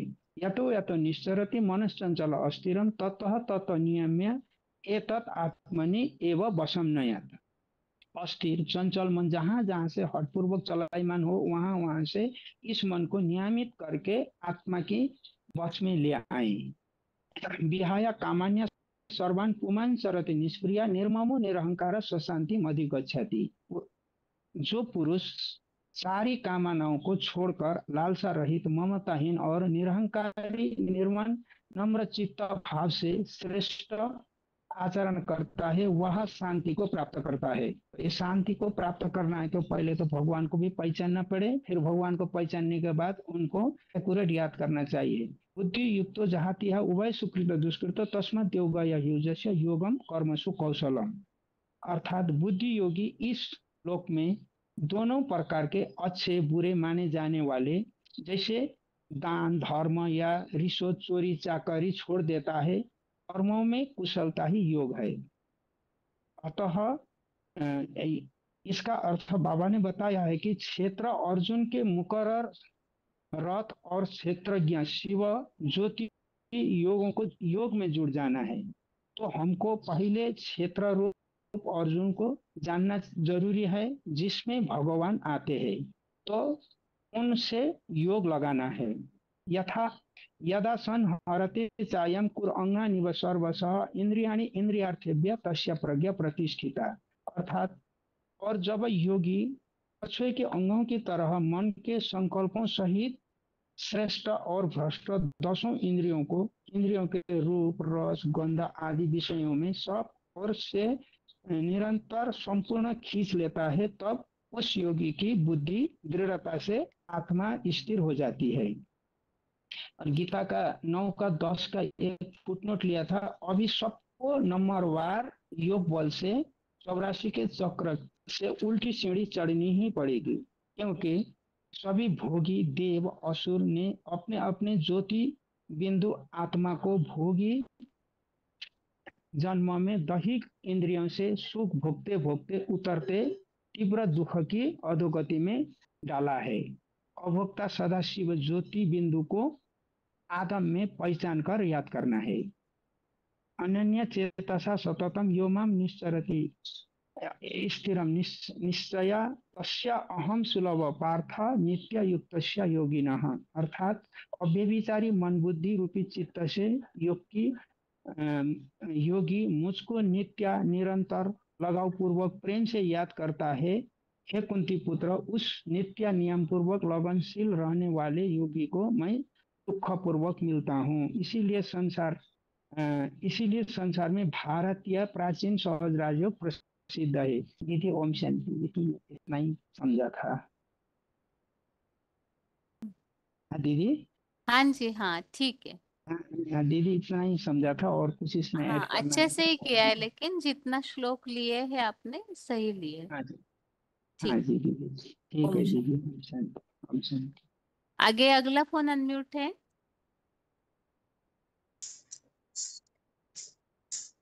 हाँ ओम शांति दीदी। ओम शांति। Roll number 10341। आज दुनिया में अनेक प्रकार के योग सिखाते हैं ना। एक टांग पर खड़ा होना, उल्टा लटकना और प्राणायाम, योगासन, ऐसे अनेक प्रकार के योग सिखाते हैं। इससे तो हमें शारीरिक स्वास्थ्य प्राप्त हो सकता है कुछ समय के लिए, लेकिन और बीमारी भी ठीक हो सकती है। लेकिन सदाकाल के लिए हम सुख प्राप्त और शांति प्राप्त नहीं कर सकते। और यह जो योग है वह तो मनुष्य ही मनुष्य से को सिखाता है। लेकिन भारत का अति प्राचीन जो राजयोग है ना योग, वह स्वयं भगवान आकर के हमें सिखाते हैं। उसे ही सहज राजयोग कहते हैं। जिसे गीता में कहा है ना, राज विद्या राजगुह्यम पवित्रम इदम उत्तमम प्रत्यक्षावगम धर्म्यम सुसुम कर्तुम अव्ययम। माना यह राजाओं की राज विद्या है, राजाई का गुह्य रहस्य है और भगवान से प्रश्नोत्तर पूर्वक जाना जाता है, सुखकर है। तो ये जो राजयोग है उसे माना योग का अर्थ क्या होता है? योग माना ही जुड़ना यानी युक्त होना। जैसे गीता में कहा है ना, मन मना भो मत भक्तो मत व्यजी माम नमस्करो, माना मेरे में ही मन लगा। तो भगवान तो अजन्मा है, लेकिन गीता में कहा है ना, मैं अजन्मा हुआ, भक्ता हुआ, अगर्भा हूँ और निराकार है, तो उससे योग कैसे लगाएंगे फिर? तो पहले से हमें भगवान का सही परिचय मिलना चाहिए ना, तो हम उससे योग लगा सकते हैं ना।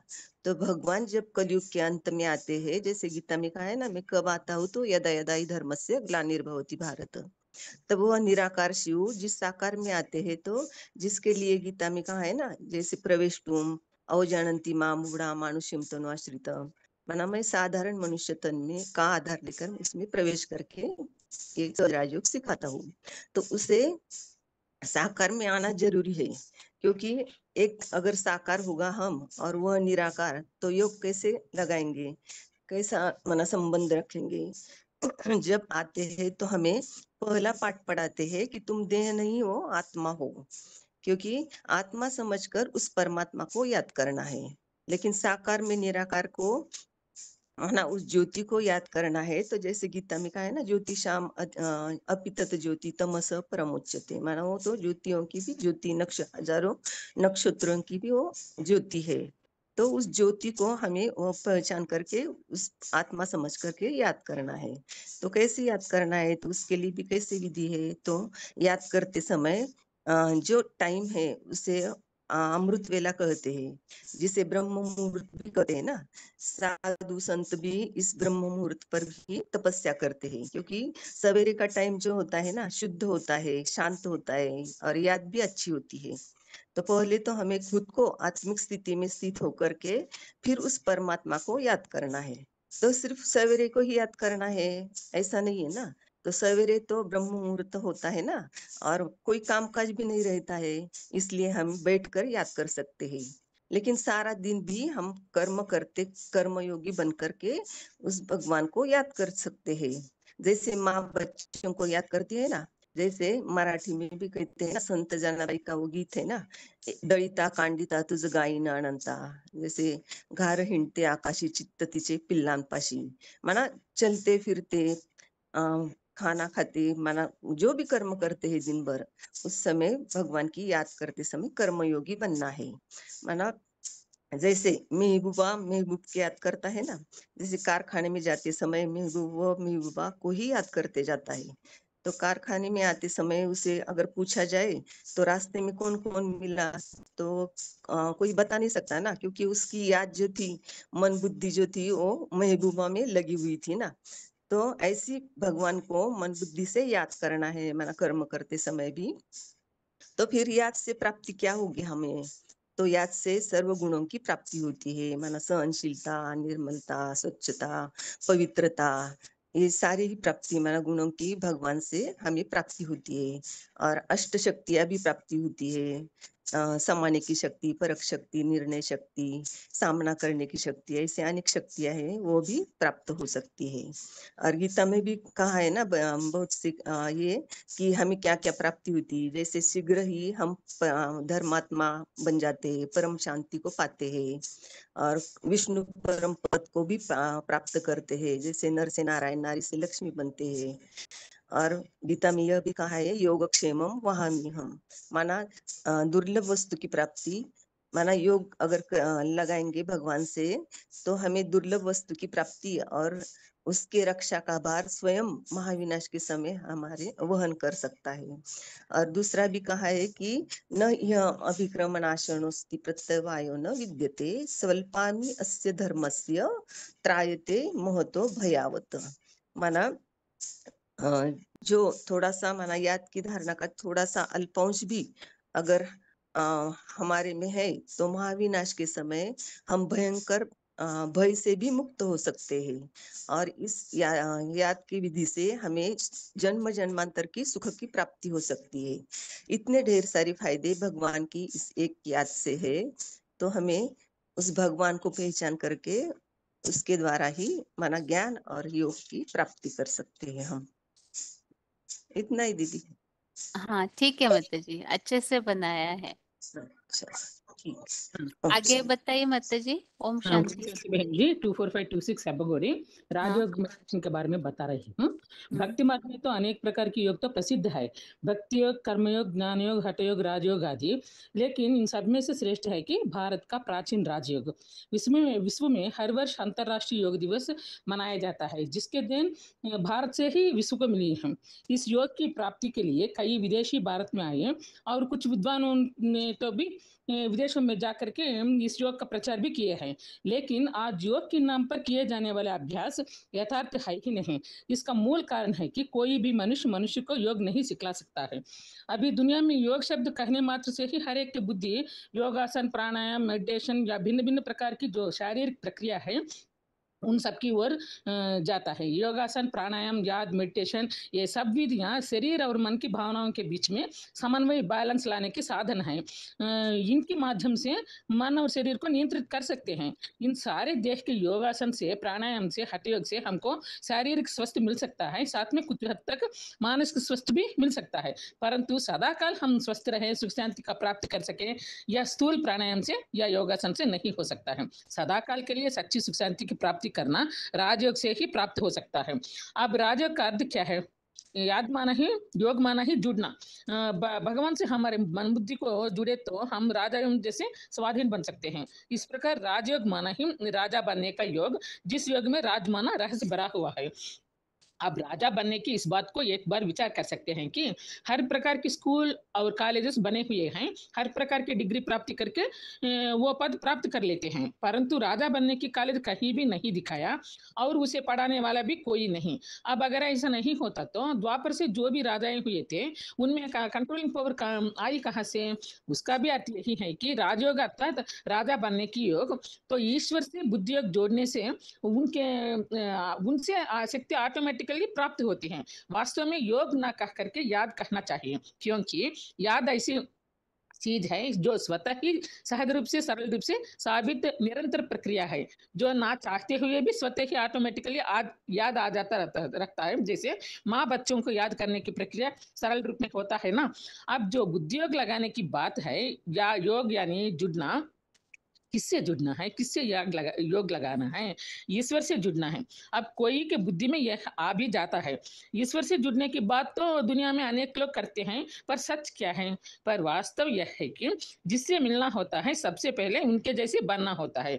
ईश्वर आत्माओं के पिता तो निराकार है, वो इस देह के सभी संबंध से न्यारे होते हैं। जब हम उनसे बुद्धि योग लगाना चाहे तो क्या हम स्वयं देहभान में रहे तो तब हम उनके साथ बुद्धि योग जोड़ सकेंगे? नहीं जोड़ सकेंगे ना। एक हो देहबानी, एक हो विदेही, तो कैसे संबंध जोड़ सकता है? तो उनके समान बनना है, स्वयं को आत्मा समझना है और आत्म की स्थिति में स्थित होकर, यानी भ्रुकुटी के बीच में स्वयं को संयम करने के बाद ही फिर शिव पिता से बुद्धि योग लगा सकते हैं। गीता में भी श्लोक आया है ना, भ्रुवोर मध्य प्राणम आवेश सम्यक सतम परम पुरुषम उपैति दिव्यम। अब शिव पिता जिस साकार तन में प्रवेश की है, उस साकार तन को जान करके उस तन से बुद्धि योग लगाना है।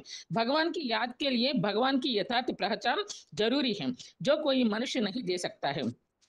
श्लोक भी आया है ना, स्वयं आत्मानं वेत्तत्वं पुरुषोत्तम, ऐसा अर्थात भगवान स्वयं अपना परिचय देते हैं। शास्त्र में निर्गुण और सगुण दोनों प्रकार से बताए हैं। निर्गुण अर्थात निराकार, जिनका चिंतन नहीं किया जा सकता है, अचिंत्य है। गीता के श्लोक में भी बोला है कि क्लेशोदित तरस्तेषाम् अव्यक्ता शक्ति चेतसाम् अव्यक्ता ही गति दुखम देहवत् विरवाप्यते। अंदर अर्थात अव्यक्त निराकार में आसक्ति योगियों के लिए कठिनाई अधिक होती है, क्योंकि निराकारी गति दुख पूर्वक ही प्राप्त होते हैं। इसलिए निराकार शिव साकार शरीर का आधार लेता है। इसके लिए श्लोक में बताया है, प्रकृतिम स्वामधिष्ठाया संभवाम्यात्मा मायया, अर्थात मैं अपनी शरीर रूपी प्रकृति को अधीन करके आता हूँ। निराकार भगवान जब साकार शरीर में प्रवेश करे, जिनको सभी धर्मपिताएं मानते हैं, तभी उनसे संबंध जोड़ी जा सकती हैं। गीता में आया है कि मध्योगम आश्रितः, अर्थात मेरे द्वारा सर्व संबंधों की शरण ले। निराकार शिव जिसमें प्रवेश करते हैं वो ही पुरुषार्थ करके निराकार बन जाता है, सभी शरीरधारियों के बीच में एक ही पुरुषोत्तम बन जाता है। गीता में भी आया है, मनुष्यानां सहस्रेषु कश्चित् सिद्धये यततामपि सिद्धानां कश्चिन् मां वेत्ति तत्त्वतः, अर्थात हजारों मनुष्यों के बीच में कोई एक ही सिद्धि के लिए यत्न करता है, जो यत्न करके भगवान शिव समान ही बन जाता है। इसलिए ही शिव शंकर कहते हैं, और इनके यादगार पूज्य मूर्ति को शिवलिंग कहा जाता है। इस शिवलिंग को गीता में अव्यक्त मूर्ति भी बोला है। यह प्रतीकात्मक यादगार है। पुरुषोत्तम संगम युग माना कलयुग के अंत और सतयुग के आदि के समय में जब भगवान इस सृष्टि पर आते हैं, तब उस समय के भगवान की चरित्र ही मंदिरों में मूर्ति या शास्त्रों में कथाओं के रूप में बताए हैं। लेकिन ये प्रतीकात्मक यादगारों को ही संसार यथार्थ समझ लेती हैं, जबकि गीता में श्लोक में बोला है कि अवदानंति मामूढ़ा मानुषीम तन्मासितम परम भाव मदानंतो मम भूत महेश्वरम। अर्थात भगवान साधारण मनुष्य तन में आते हैं और सत्य ज्ञान देते हैं। ज्ञान तो अनेक मनुष्यों ने दिया है, परंतु राजयोग का ज्ञान सिर्फ भगवान ही देते हैं, दे सकते हैं। गीता के श्लोक में भी भारत के प्राचीन सहज राजयोग की सही परिभाषा वर्णित है। राज विद्या राजगुह्यम पवित्रम इदम उत्तमम प्रत्यक्षावगमम धर्म्यम सुसुखम कर्तुम अव्ययम। अर्थात यह राजाओं की राज विद्या है, उत्तम राजय का रहस्य है, अत्यंत पवित्र है, सर्वोत्तम ज्ञान है। इस राजयोग की शक्ति के आधार पर ही राजाओं ने राजाई की। इसी शक्ति के आधार पर ही रानियों ने भी अपनी पवित्रता को क्षीण नहीं होने दिया। राजयोग की अभ्यास माना मन बुद्धि को पहले आत्मा में स्थिर करके साकार में आए निराकार ज्योतिर्बिंदु को याद करना है। मन में आने वाले नेगेटिव और पॉजिटिव संकल्प दोनों को ही नियंत्रित करने वाला ही योगी है। श्लोक में आया है, नहीं असंन्यस्त संकल्पो योगी भवति कश्चन। अर्थात जिसने सर्व संकल्पों का संपूर्ण त्याग नहीं किया वह योगी नहीं होता है। परंतु मनुष्यों ने इसका गलत अर्थ लगा लिया, कुंभक चढ़ाकर श्वास प्रश्वास की क्रिया को रोककर बैठ जाते हैं। भगवान ने गीता ज्ञान के द्वारा अर्जुन को मन को नियंत्रित करना सिखाया, कोई दैहिक आचरण नहीं। गीता के श्लोक में भी आया है कि असंशय महाबाहो मनो दुर्निग्रहम चलम अभ्यासेन तो कौतय वैराग्यं च गृह्यते। अर्थात अभ्यास और वैराग्य के द्वारा ही चंचल मन को वश कर सकते हैं, मनोबल की पावर भी प्राप्त हो सकती है, जो सिर्फ एक जन्म नहीं जन्म जन्मांतर तक भी काम में आती है। आज यह सबसे बड़ी मनोबल की पावर क्षीण होती जा रही है, जिसका प्रमाण है 500 वर्ष पहले जिस तलवार से महाराणा प्रताप युद्ध किया करते थे, आज के मनुष्य उसे उठा भी नहीं सकते हैं। आज किसी का मन नियंत्रण में नहीं है। जो भी योगिक क्रियाएं सिखाए जा रहे हैं उनमें आंखों को बंद करके तत्पश्चात मेडिटेशन माना योग अभ्यास कराया जाता है, परंतु आंखें बंद करके याद करने का अभ्यास भगवान ने नहीं बताया। गीता में भी श्लोक में एक शब्द आया है कि संप्रेक्ष्य, अर्थात संपूर्ण खुली हुई आंखों के द्वारा ही योग लगाना है।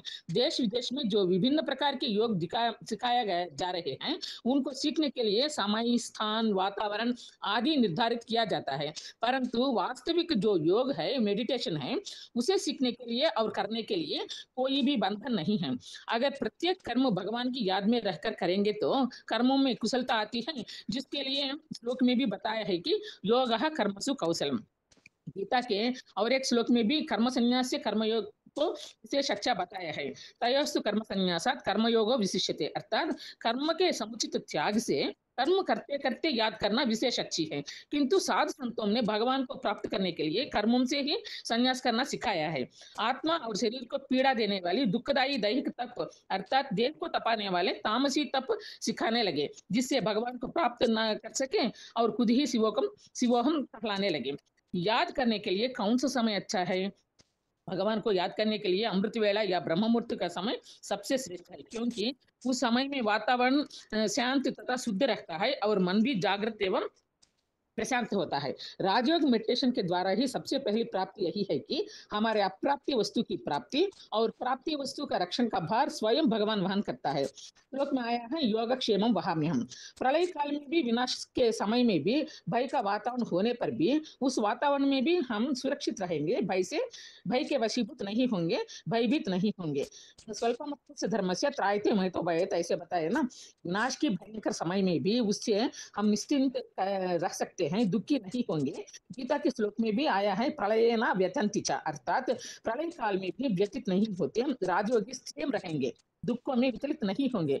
राजयोग के स्थिर अभ्यास, नित्य अभ्यास से आत्मा में पवित्रता, शांति, धैर्य, निर्भयता, नम्रता जैसे गुणों की धारणा होती है। साथ ही आत्मा को व्यर्थ विचारों के फैलाव को समेटने की शक्ति, सहन शक्ति, समाने की शक्ति, अच्छे बुरे को परखने की शक्ति, सही निर्णय लेने की शक्ति, समस्याओं का सामने करने की शक्ति, विभिन्न संस्कारों वाले मनुष्यों के साथ सहयोग करने की शक्ति तथा विस्तार को संकीर्ण करने की शक्ति आदि आत्मा की अष्ट शक्तियां प्राप्त होती हैं। राजयोग के निरंतर एवं दृढ़ अभ्यास से आत्मा अपने आदि मध्य एवं अंत की कहानी को तथा इस विश्व में अपने अद्वितीय अनेक जन्मों के पात्र को जान लेती हैं, जान सकती हैं और अपने घर बैठे विश्व की आत्माओं को भी शांति एवं सुख का दान कर सकते हैं। इस प्रकार राजयोगी स्व परिवर्तन के साथ साथ विश्व परिवर्तन भी कर सकते हैं। ओम शांति। हाँ, ओम शांति माता जी। ये मैटर कहाँ से इकट्ठा किया माता जी आपने? आप बताए हैं ना बहन जी, बहन जी एक माता की प्रश्न को जवाब करते करते आध्यात्मिकता क्या है वो वीडियो देख के उसमें गीता के अनुसार योग की परिभाषा वीडियो सुन करके लिखा हूँ। थोड़ा माताओं के क्लास में बहन जी जो बताया वो लिख दिया मिक्स करके, और अनुट योजना के बुक में थोड़ा वाक्य। हाँ ठीक है माता जी। ओके बहन जी, अच्छा है ना बहन जी मैं बता। हाँ अच्छा है माता जी, ठीक है। आपको वही आपको टाइम दे तो आपको शायद प्रिपेयर के लिए टाइम मिल जाता है। अचानक पूछने से भाषा प्रॉब्लम के कारण आप फट से उत्तर नहीं दे पाते ना। अभी जैसे सेटिंग करके बताया तो सारी बातें आपने अच्छे से कलेक्ट करके पूरा टॉपिक इसमें कवर कर बता सकती हूँ। करेक्ट बहन जी, देख के बताने पर, बाय हार्ट करके बताने पर अच्छी तरह बताती हूँ, लेकिन अचानक पूछने पर थोड़ा वन वर्ड्स में बताने के समय में मुझको थोड़ा लगता है बहन जी। बता सकती हूँ, समय लगता है, अभी वेस्ट हो जाता है ना मेरे लिए, मेरे इसलिए मैं पूछने के लिए थोड़ा संदिग्ध में आता है बहन जी। ठीक है माता जी। हिंदी की प्रैक्टिस अच्छी कीजिए तो ठीक रहेगा ना। जरूर बहन जी, मैं जरूर करूंगी, प्रैक्टिस करके इम्प्रूव हो जा सकती हूँ। ओके बहन जी। ठीक है ओके बहन जी, ओम शांति मां। अभी टाइम ज्यादा हो गया है इसीलिए हाथ जिनके भी अभी उठे हुए हैं उनके रोल नंबर नोट करके रखे हैं, तो सोमवार के टेस्ट में जिनके भी अभी हाथ उठे हुए उनके ही फोन पहले अनम्यूट किए जाएंगे। अभी आज के लिए गीता क्लास यहाँ ही पूरा करते हैं। ओम शांति।